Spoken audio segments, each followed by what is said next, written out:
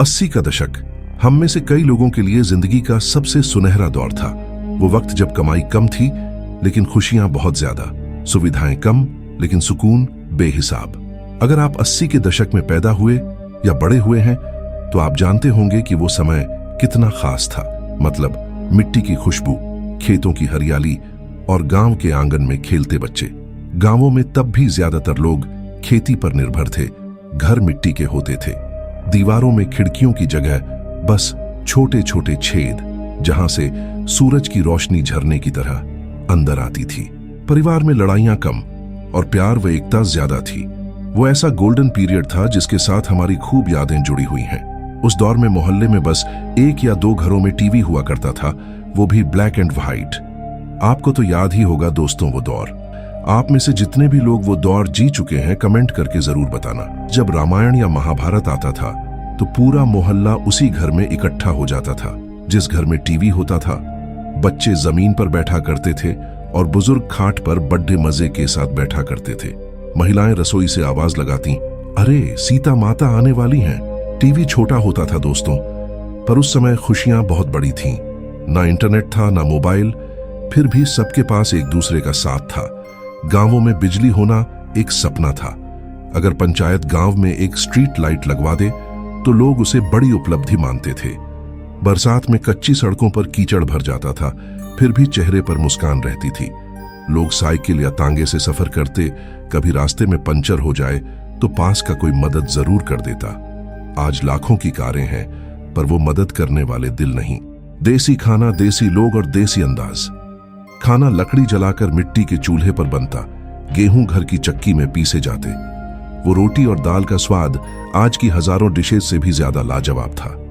बीमारियां कम थीं क्योंकि सब कुछ प्राकृतिक और शुद्ध था। अगर कोई बीमार पड़ भी जाए तो दादी की जड़ी बूटी और बाबा की औषधि ही काफी थी।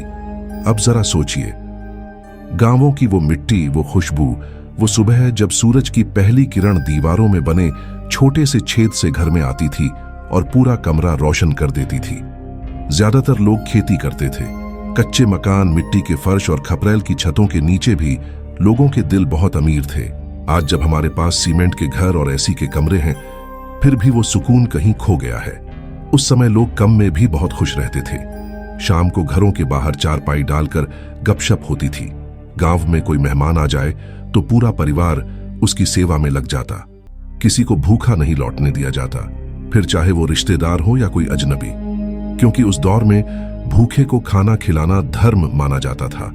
आज हम फूड डिलीवरी एप्स को टेक्नोलॉजी की बड़ी उपलब्धि मानते हैं, लेकिन वो सुविधा तब भी थी, बस थोड़े अलग तरीके से। सुबह सुबह दूध वाला भैया घंटी बजाकर ताजा दूध दे जाता था। ना कोई मिलावट, ना कोई एडवांस पेमेंट, बस भरोसा और नमस्ते भैया वाली मुस्कान। लेकिन पढ़ाई की ललक हर बच्चे में थी। स्कूलों में ना बेंचें थीं ना फैन, फिर भी बच्चे धूप में खटिया पर बैठकर पढ़ते थे। गली मोहल्लों की दीवारों पर लिखा होता, इंग्लिश सीखिए, रोजगार पाइए। लोग जानते थे पढ़ाई ही वो रास्ता है जो गरीबी की जंजीरें तोड़ सकता है। लोगों की जिंदगी सादी थी पर उसमें सच्चा सुकून था। ना दिखावा, ना जलन, बस अपनेपन की खुशबू। लालच नाम की चीज बहुत कम देखने को मिलती थी। हर कोई मेहनत करता था। सिलाई, खेती, सब्जी बेचना, जूते पॉलिश करना, कोई काम छोटा नहीं था। बस इतना था कि ईमानदारी से रोटी कमाना गर्व की बात मानी जाती थी। जिनके पास गाड़ी नहीं थी वे साइकिल या तांगे पर सफर करते थे। गर्मियों में सड़क किनारे कच्चा सोडा, बर्फ का गोला या गोली सोडा बच्चों की पहली पसंद था।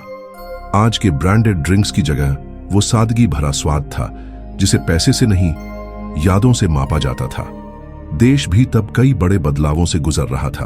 अब अगर पैसों की बात करें तो उस वक्त 1 किलो चावल RS1 में, 1 लीटर दूध RS8 में और 1 किलो चीनी RS2 में मिल जाती थी। लेकिन घर चलता था और खुशियां हर कोने में बसी होती थीं। महंगाई थी लेकिन लालच नहीं था। हर कोई मेहनत करता था। कोई सब्जी बेचता, कोई जूते पॉलिश करता, कोई सिलाई से अपना घर चलाता। क्योंकि तब काम छोटा बड़ा नहीं, बस ईमानदारी से जीना मायने रखता था।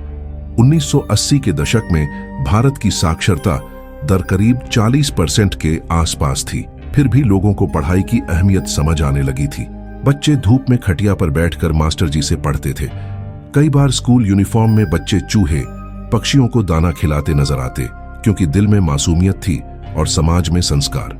1971 में जब बांग्लादेश युद्ध हुआ तो हजारों शरणार्थी भारत आए।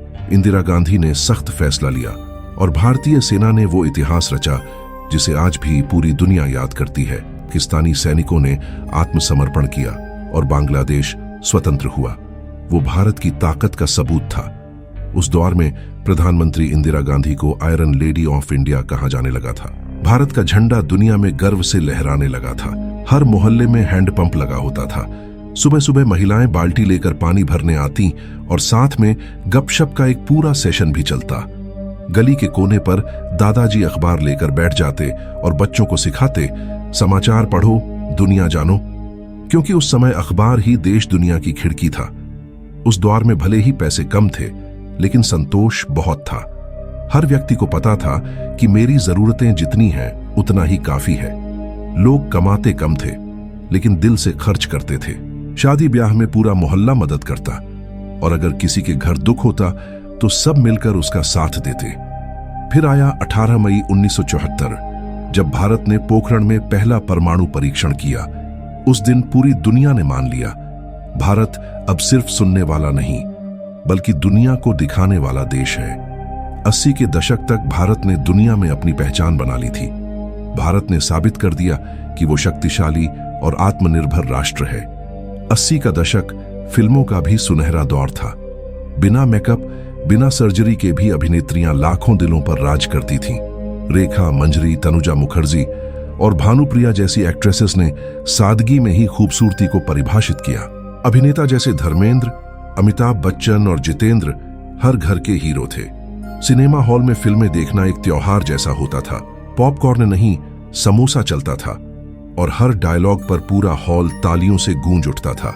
दोस्तों, कहते हैं वो पुराना वक्त लौट कर नहीं आता, लेकिन उसकी खुशबू, उसकी यादें और वो सादगी आज भी हवा में कहीं ना कहीं महसूस होती है।